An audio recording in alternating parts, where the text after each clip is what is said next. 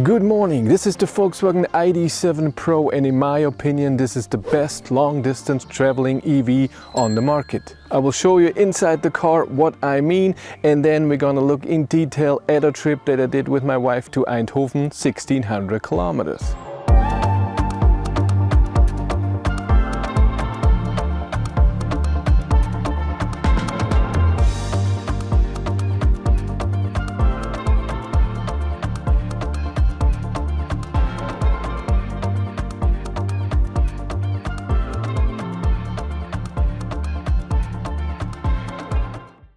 I know this statement is very bold. Well, let's wait, we're gonna go through the details. What do you need for a long distance trip? First, you need the space for all of your stuff. Usually when you go on a long distance trip, you go on holiday, so you bring other people and you bring luggage and whatnot. There are of course cars that have more luggage space. Enough range is also important. You need that so you can get to the next charger and you don't have to charge to a very high state of charge, because that means that the charging rate is low and you charge longer. Efficiency. This comes along with range because again, it means you don't have to charge to a high state of charge and it's just faster if your car is very efficient. And there are also more efficient cars than the Id.7. And the last thing is comfort. When you go on a long distance trip, you sit for a long time inside the car. You need functions, you need comfort, you need stuff that make you comfortable. And there are cars that are more comfortable. But what is important with the Id.7 Pro is that all the things that I just said are inside this package. Has enough range, it charges amazing, it has a lot of comfort functions and it has a lot of space. Let's start with the comfort. It's an extremely quiet car, especially at 130, even if you drive faster, 150. And there are also some functions in the infotainment system that makes it better. And the most comfortable thing in this car and why it is so amazing to drive it long distance are the seats. These premium seats that I have here are amazing. I cannot state this enough.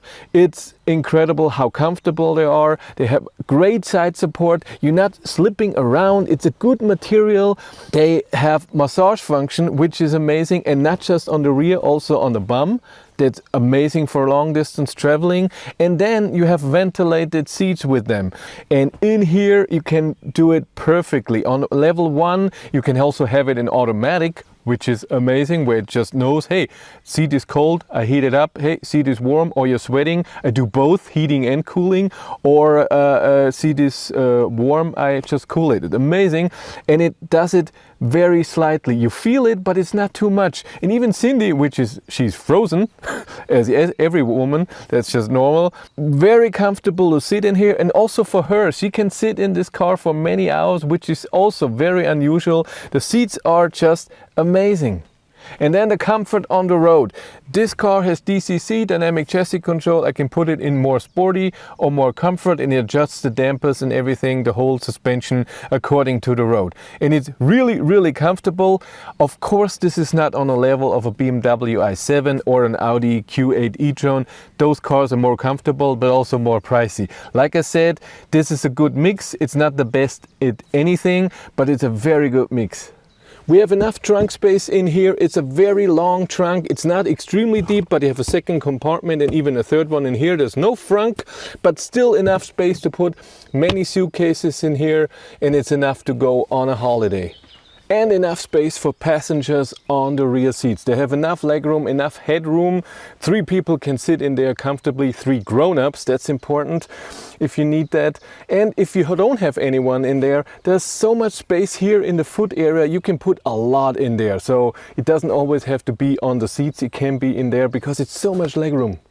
The software features that make this car really amazing on a long distance trip. Number 1, very easy, is the optimizing of your battery temperature. You can do that manually, or when you navigate to a charger, it does it very efficiently. So it doesn't heat up the whole time with full power, it just does it gradually. So when you arrive at the charger, you have the perfect temperature in your battery so you can charge amazing. And by the way, the perfect temperature for this battery is 25 degrees, so it's not that amazing amazingly hot, especially in the summer. It's reached no time, but in the winter, minus 10 degrees, you need that so you get faster to your destination. Yes, it needs more power, you have to pay more. It's a luxury or a comfort feature, if you want to call it. But the same as a heat pump, which is more efficient, you get more range, but it costs money. So it's again a luxury item.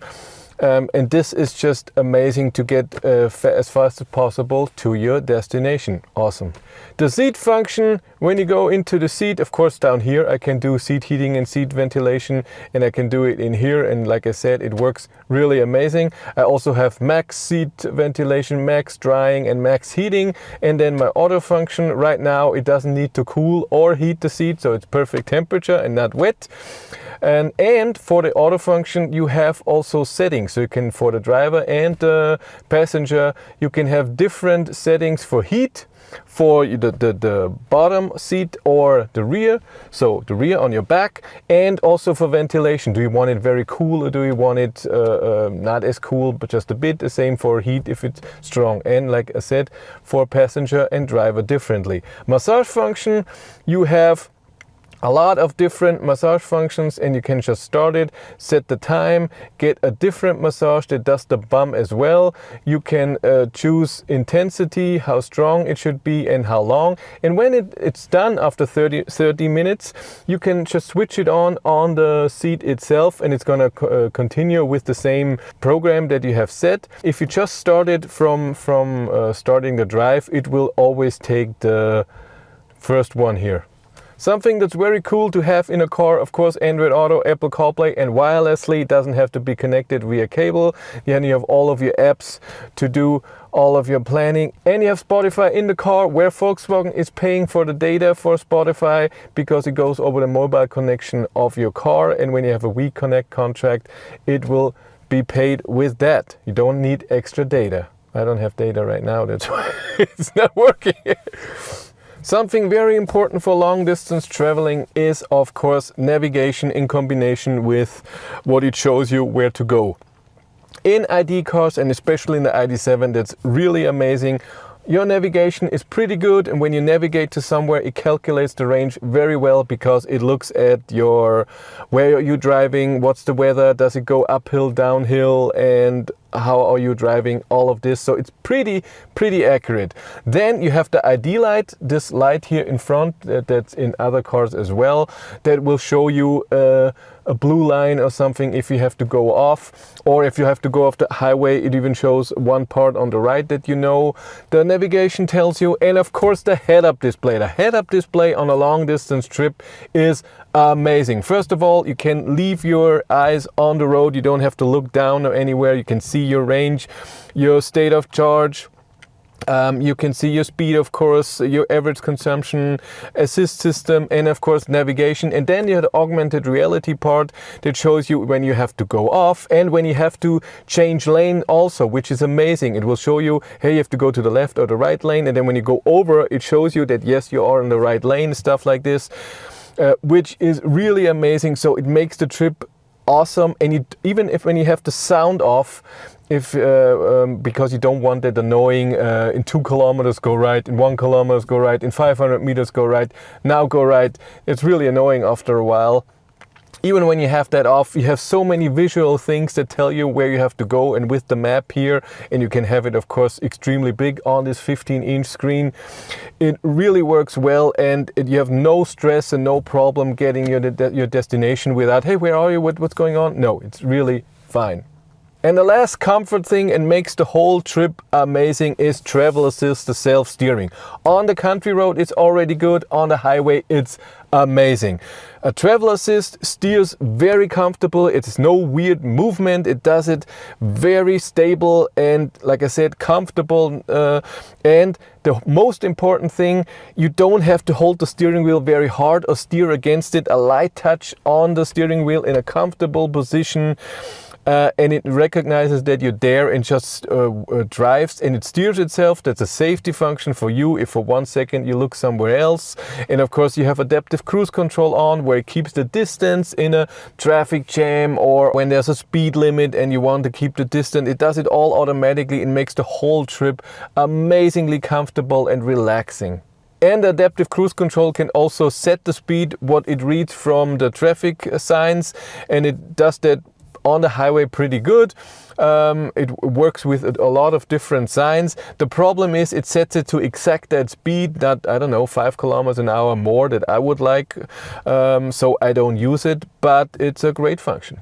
Also important in here is that you have enough space to put stuff. So something to drink, something to eat when you are driving, and you can close this so you can put something on top, and a lot if you need that. You have your phone in here, you can have your second phone, you have 2 USB-Cs here in the front, 2 USB-Cs in the rear.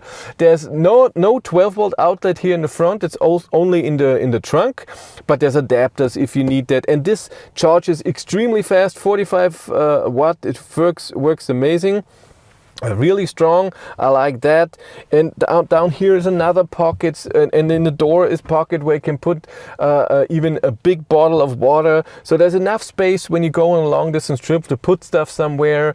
And I want to show you the efficiency, the range and charging of my Volkswagen ID.7, and it's the perfect way to show you Tronity. Tronity is a sponsor of this channel for 3 months. And I always tell you how it works and what you can do, and now it's perfect to show you. Tronity can record all of this. It can see where is the car, what's the state of charge, what's the range, what's the outside temperature, and your odometer. So here's the calendar of March 2024, and on the 29th we drove to Eindhoven. On the March 30th we drove home, and you can see here's all my data. It was 9 trips. This is not all the trips to get there. We went to the hotel and then into the city and then back out to the hotel. There was a few trips more, of course, but it was 835 kilometers we drove on that day. We charged 134 kilowatt hours in 4 charging sessions, and it calculated an average consumption on that day of 199 watt hours per kilometer. On the way back, we charged 5 times because I charged at home. When we came home, 213 kilowatt hours. Again, we arrived, we'll see, very low state of charge, and charged to 80% that night. 11 trips with 797 kilometers, 185 watt hours per kilometer was my average consumption. So here we are on the trip of today. It tells me all the trips that we did and the 4 charging sessions. I charged 3 times with the Volkswagen contract and once with EnBW because it's cheaper. What you can see in here is amazing data. You can see the date, of course, the time when you started driving till the time that you arrived. I don't know that time. Is it when you really start driving, or you went into the car and turned the ignition on? No idea. It tells me that I started with 67%, and this is a software error that I just did in a video, the 5 software errors that I have in my Volkswagen ID.7, because I did schedule charging and it should charge to 100% on the next day in the morning at 5 a.m. But I wanted it to charge to 50% right away and then finish to 100% later. But I saw that it was charging above 50%, and I was scared it would charge to 100% way too early and the car would sit there with 100% too long. So I stopped the charging session, but it didn't continue charging anymore to get to the 100%. That's why it's 67% how we started. And we drove from 67% down to 10. That's why we also needed 4 charging sessions to get there, not 3 like I planned to. So we could have been there earlier if the car would have charged to 100%. We could have driven further in the beginning. And as you can see, it was 3 degrees in the morning at the end of March. So we had heat on, we had seat heating on. I don't have a heat pump in the ID.7, so the consumption is a bit higher. We drove on the highway 140 where it was possible. That's why average speed is 117 kilometers an hour. Again, this is calculated, all of this. It takes the time you needed to get there, 1 hour and 30 minutes, 176 kilometers because of the odometer change. And then it knows your average speed is 117, and then from the battery it calculated I used 43.89 kilowatt hours. That's an average consumption of 249 watt hours per kilometer. That's pretty high, But again, we drove fast and it was cold in the morning. We were cold because we got up at 4:30 or something. Then you're a bit tired and you want to drive. We arrived at the charger, and here again, this is, I don't know how this works. I think it's when you turn off the car, then it says sees this as a trip, because it says I arrive at 7 a.m. 6 minutes, but at 7 a.m. and 3 minutes I started charging. And in my Volkswagen app it tells me, it says in here I charged 12 minutes. And in the app it says I charged 33.3 kilowatt hours, and a Tronity here calculates 30.8 kilowatt hours, but this is what went into the battery and this is what the charger got. And if I calculate this charging power, and I will say it's 12 minutes, let's be nice, divided by 12 times 60, that's an average power of 166.6 kilowatt. In here for the charging system it says a peak of 188. I did the preheating of the battery to the next charger, so this also is in there in my average consumption, that it preheated the battery slowly. Next trip is then just 132 kilometers, and this is what's so amazing. We only charged to 50%, drove on and arrived with 18% in the next charger. So with 32% we drove 132 kilometers, and this 10 to 50% only took 11 to 12 minutes to charge. Of course you have to get off the highway, this is all minutes that add, but a real charging from 10 to 50% took under 12 minutes, which is amazing. 31 kilowatt hours, or what the charger wanted, 33. That's really awesome that this is just so fast. And then when we went on, it was warmer, that's why consumption went down, and less heat, of course. Then we arrived at the next charger with 18%. It says 30 kilowatt hours charge. Here it says 32.54 in 13 minutes, and here it says 18 minutes. So just a minute more, still charged amazing even at 18% plugging in. We left with 190 kilometers of range at 50%, even though our consumption for that drive was almost 250 watt hours per kilometer. That's just amazing. And then on the next charging system, we left with 232 kilometers of range at 57%. And went on. Next trip was 179 kilometers. We arrived with 5%. I used 52% out of the battery. Consumption was again high because we drove 140. And this is what goes on through the whole trip. And you can see that on the next day as well. If I go back, not June, I want this. On the way back, the last leg that we drove really fast. We drove 160 and stuff like this. So if I get into my plan, average speed here at the end 119.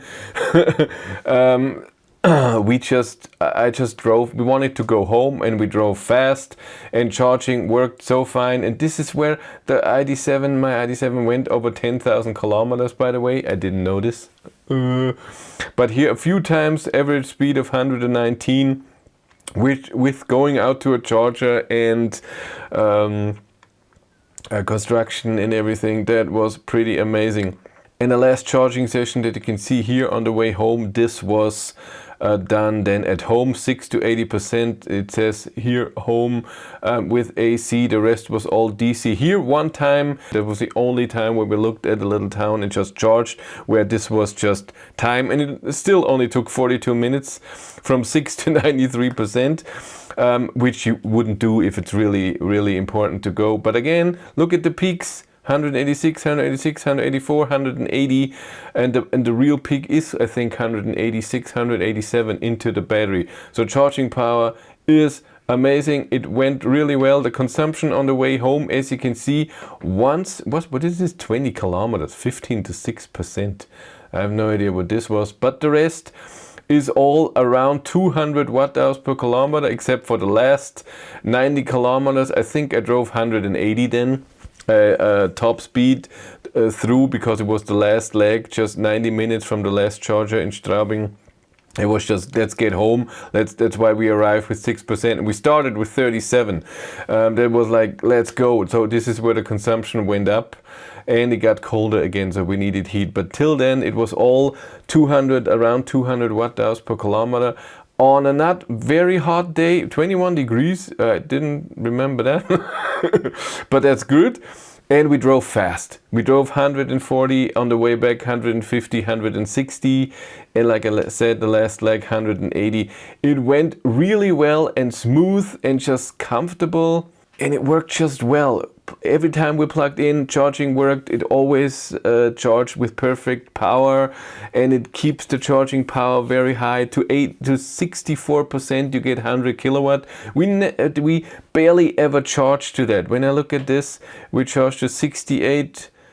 And the 93 once, and the 68 was also something. We did something there why it took so long.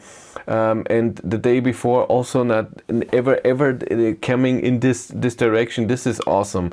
And so the combination of the charging power and the consumption was just amazing for the drive. And then with all the things I said before, with comfort, it's an amazing car to do such a trip.